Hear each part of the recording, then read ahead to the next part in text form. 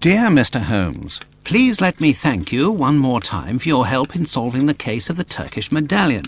I'm sure that if the story could go public, the whole country would be as grateful as I am to you. As you may have surmised, I have a very urgent and confidential matter which requires your immediate assistance. You probably are aware that we are going to celebrate the birthday of a very important person, a member of the government. I can't mention their name in this letter for obvious reasons. The most famous and accomplished artists were selected and invited to perform. We are confident about their reputations. However, we have concerns about one performer in particular, a young Italian diva, Gallia, as there are certain rumours circulating about her. She has also provoked great acclaim in every European capital where she has appeared. We want to include her in this gala event, but have reservations about her reputation. She is, as fortune would have it, in London for another engagement. Sir Bromsby has invited her to perform during a reception to commemorate the return of his daughter to England. Due to reasons of politics and security, I can't attend the reception myself. Apart from yourself, I do not know anyone else I would be able to complete a mission of such importance. Together with this letter, I am sending 2 invitations, as I assumed your eminent colleague, Dr. Watson, would be accompanying you. A cab will arrive at 221B Baker Street at 8 p.m. to take you to Sherringford Hall. Even though I know that the prospect of attending a private concert given by perhaps the best voice in Europe is very attractive for a music lover like yourself, please allow nothing to distract you from this important mission. Yours sincerely, Lord Cavendish Smith. How can we refuse a mission of such importance? Appearances to the contrary, I believe that the future of the nation can depend on our presence. Are you with me? If the future of the nation depends upon our presence, Holmes, then you can count on me.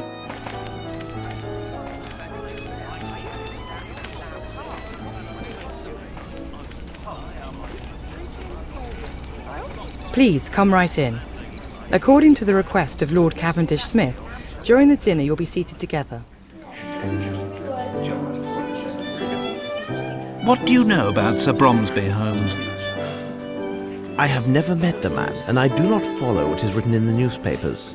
However, I can tell you that Sir Bromsby is a man of approximately 50 years old, tall in stature. He is impulsive and may be prone to violent outbursts. He is of low birth, has few intimate friends, and does not like women. He must be a very aggressive businessman who would not hesitate to go beyond the law if it served his purposes. I'd like to add that today he is going to make a very important declaration concerning his business. And you, Watson, what have you heard about him? Well, I doubt that I would be able to give as detailed a description as you have just recited. Holmes, how can you say you do not know the man and give such an account? Watson, you know my methods. Look at the stage and the stand near the fireplace. It is obvious that they are prepared for a very tall man. I see the hostess and servants anxiously glancing in the direction of a door from which their employer must enter. Their expressions go beyond nerves and suggest fear. Only a violent and unpredictable man can cause such anguish. Now look at the guests. The men present at this party are mainly composed of military officers and rich entrepreneurs. All of them are in their 50s and are clearly business associates, so I decided that he is of their age. Furthermore, to have risen as rapidly as he has in this society, Sir Bromsby would have to be a very ruthless and intelligent businessman. The women present reveal much. Beautiful women and young girls, all neatly but rather cheaply dressed. Watson, look more carefully. There are no chaperones. No ladies would appear in public without suitable escort, I assure you. They stare at the youngest gentleman to find a convenient cavalier and cluck like chickens at the smallest idiocy.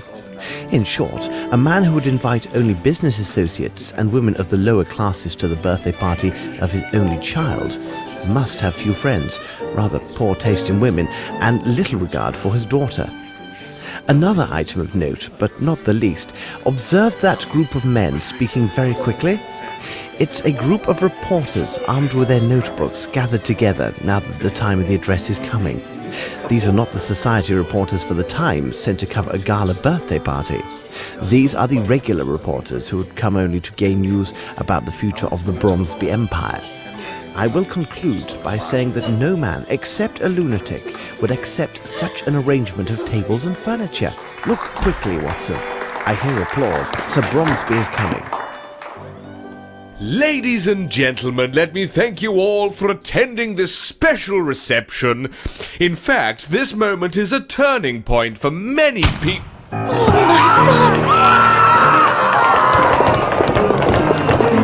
Watson, quick!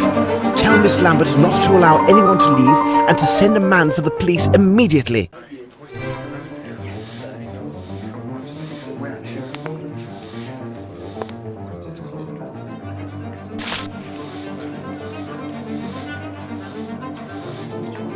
The first handwriting is small and elegant. The second is hurried and forceful.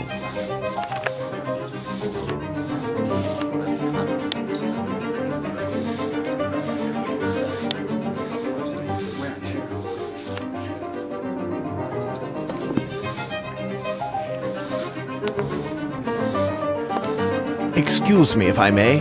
I am Sherlock Holmes. What do you wish to know? I must ask, who are you? I am the doctor from the village near the hall. Is he still breathing? He died instantly. Where is the bullet? It's still in the body. I must obtain police authorization to extract it. Thanks, Doctor. Never mind.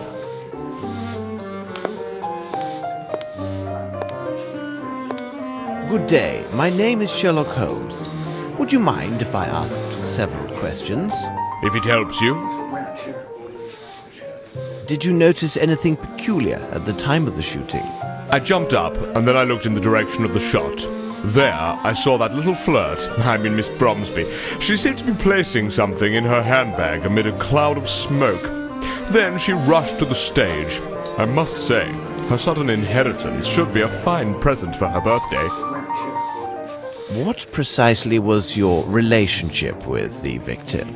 We were partners with the old scoundrel. I'm sorry, Sir Bromsby. He personally invited me. He gave me every assurance there would be plenty of fresh meat, if you take my meaning. Well, there was, but some of it was quite cold. Were you an associate of the victim? Yes, he seems so much bigger when he's lying down rather than standing. Well, thank you very much. It is nothing, dear fellow.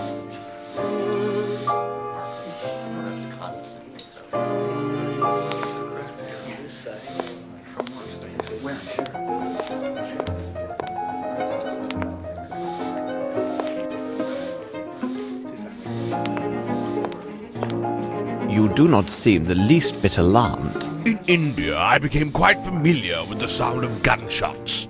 Therefore, their sudden occurrence does not alarm me as they would a woman or certain officers in attendance. Why didn't you intervene? It would have been of no use. Whoever he is, the man who did this is either a perfect shot or extremely lucky, because old Bromsby had no chance at all. Could you explain your presence at this reception? Bromsby sent me 2 invitations for myself and the wife. My wife has fainted due to the shock of these events. I do hope her condition will last a good while longer, so that I may toss off several glasses of this excellent sherry. Very well. Thank you. My pleasure.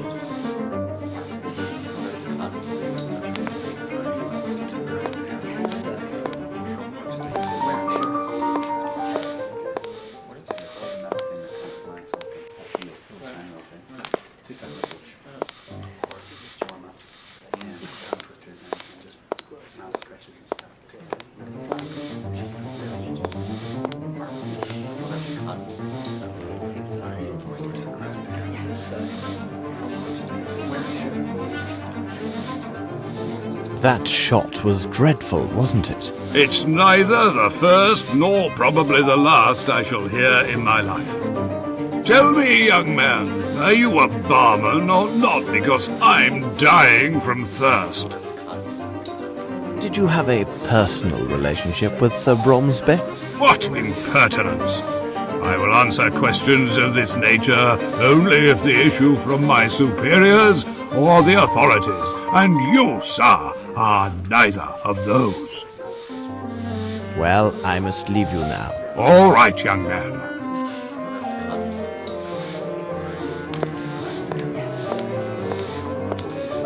Excuse me, could you answer some questions? You're quite welcome. Where were you at the moment this tragedy occurred?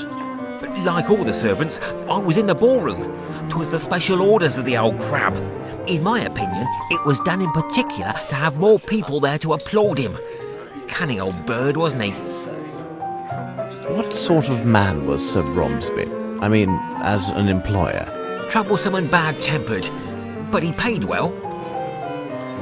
Are you personally at the service of the Bromsby family? Yes, there are 5 of us who serve in the Sherringford Hall. There are Mary and Sue, the maids, Carl, our chef, Lamb, Sir Bromsby's coachman, and myself. All the rest were brought in just for the reception. And where are the rest of the staff? Mary is cleaning downstairs. Sue went to comfort some little goose who had been crying bitterly. It's rather odd because it seemed to me she started crying before Sir Bromsby was shot. And the coachman? Lamb is at the main gate. Miss Lambert gave him specific instructions to throw out any reporters and ensure they do not re-enter the hall. However, it would not be good if he finds you've been asking questions here. Tell me, will my name appear in the newspaper? Thank you for your help. My pleasure, sir.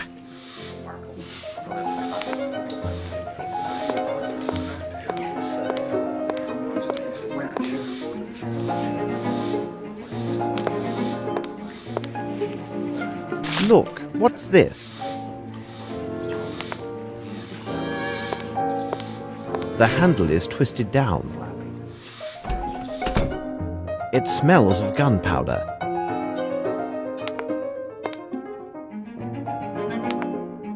Look, what's this?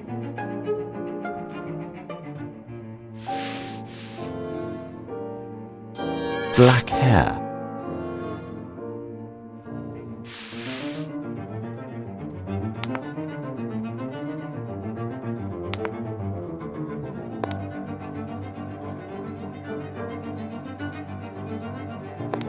I need something. The tracer powder is located at 1.65 meters from the surface.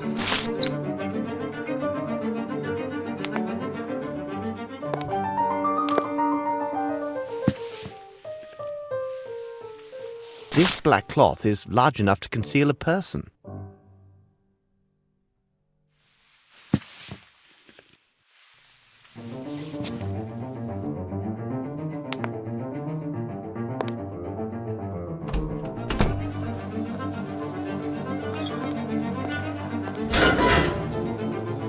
This is diabolically heavy.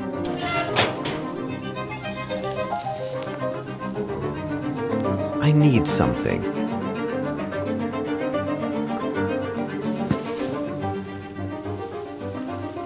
It is a poor copy of a uniform button. The cannon insignias are hand-drawn.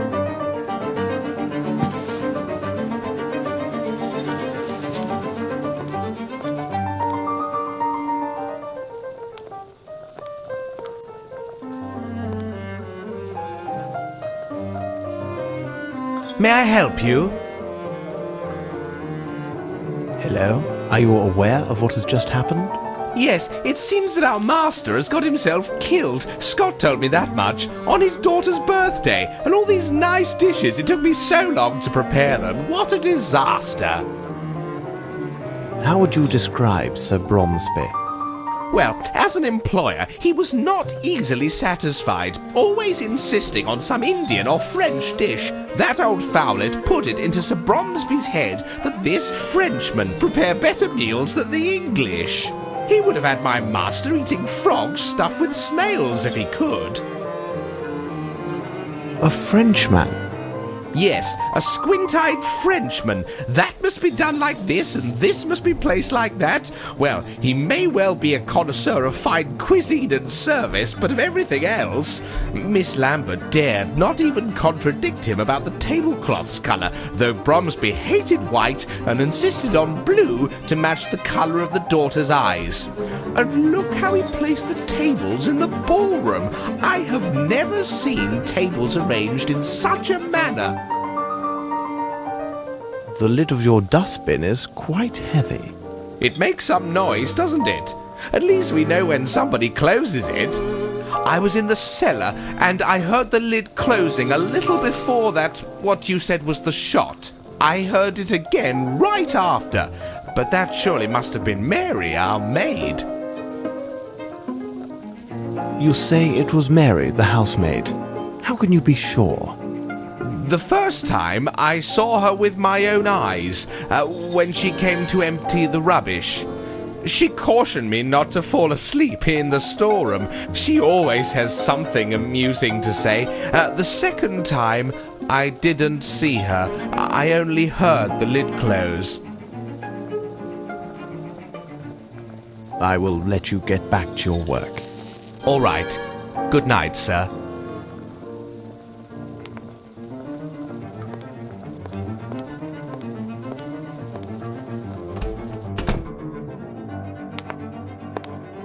There is a greasy substance on the door handle. Seems to be a sauce?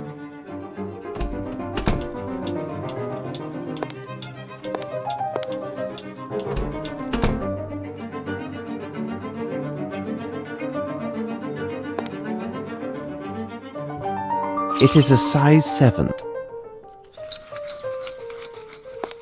I need something.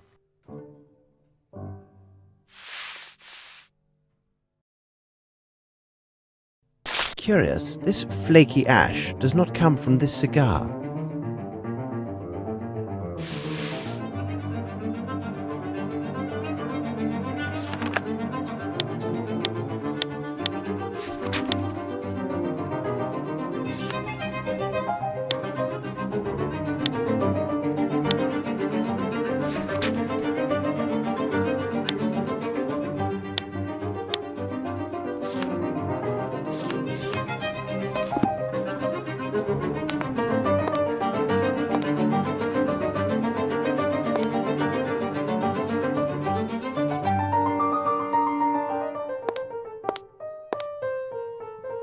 Look, what's this?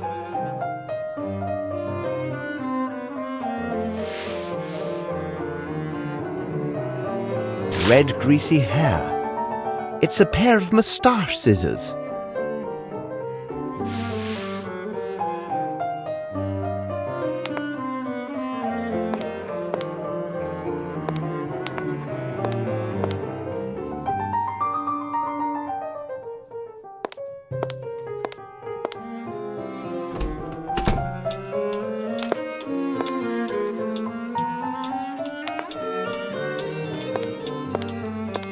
I need something.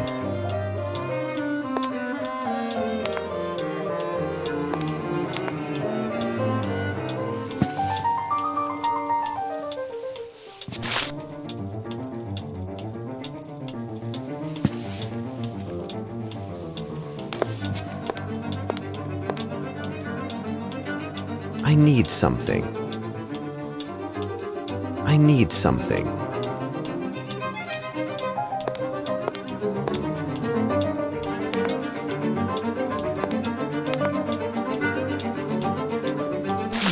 There's dust. Excellent!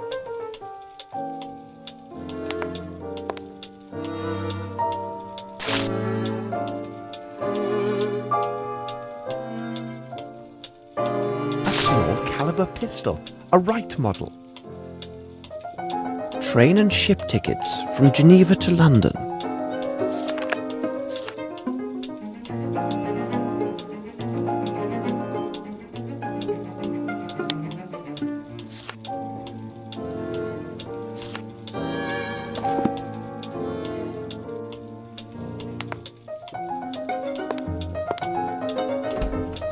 This room was rarely used. Everything else is in order.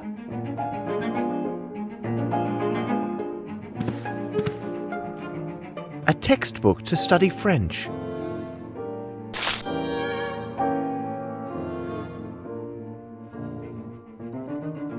A calling card written in French.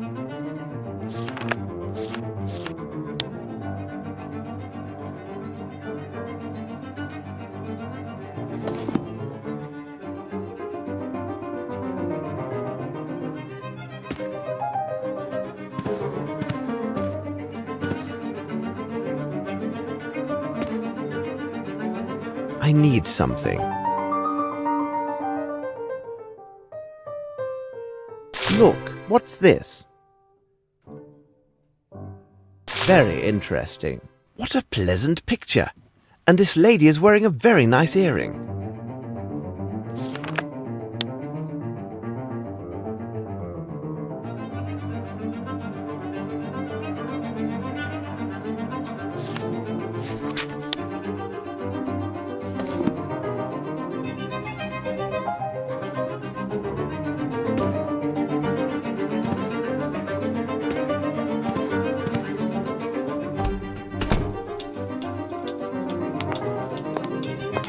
There is a greasy substance on the door handle. Seems to be a sauce.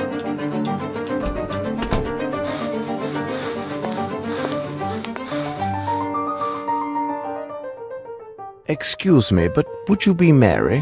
What do you want, mister? Did you hear the shot? Of course, I heard everything. But I didn't stop my work. Imagine that someone else had been killed and not my master. Oh, he would have given me a good talking to. What's happened here, on this carpet? An idiot from Hertford's turned over the fowl. Sir Bromsby passed by without even taking notice. It did seem his mind was elsewhere these days. Of course, it was probably because of Miss Lavinia's homecoming.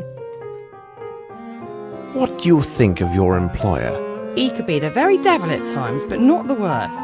If you had just known my father. And then the master was so generous with our wages. Did you go to the well during the reception? Yes, I went there once to empty my bucket. But that was before the dreadful shooting happened. Only once? I told you, only the one time. I even called out to that lout Carl not to fall asleep. Oh, he spends his time drinking in the storeroom, and I often find him asleep there. Oh, but please, sir, you won't mention any of that to Miss Lambert, will you? And the Frenchman, how could you describe him? He's a sly one. He's also cross-eyed. Oh, but most handsome and very talkative. Ask Miss Lambert. She's quite keen on him. Did you observe anyone pass this way after the shot was fired? No one's come this way, not from the moment I returned after emptying my bucket, and the whole while I've been cleaning. I only saw Scott, who was in the ballroom. He half opened the door to tell me the news. Thank you, Mary. Not to worry, sir.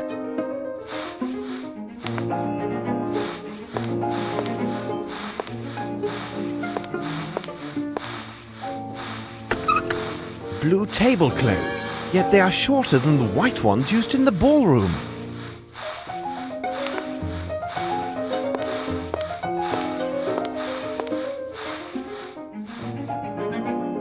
Any more questions? Thank you, Mary. Not to worry, sir.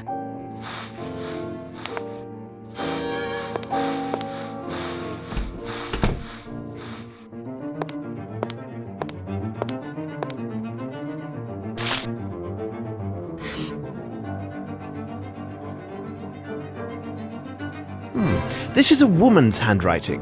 What do all these annotations mean?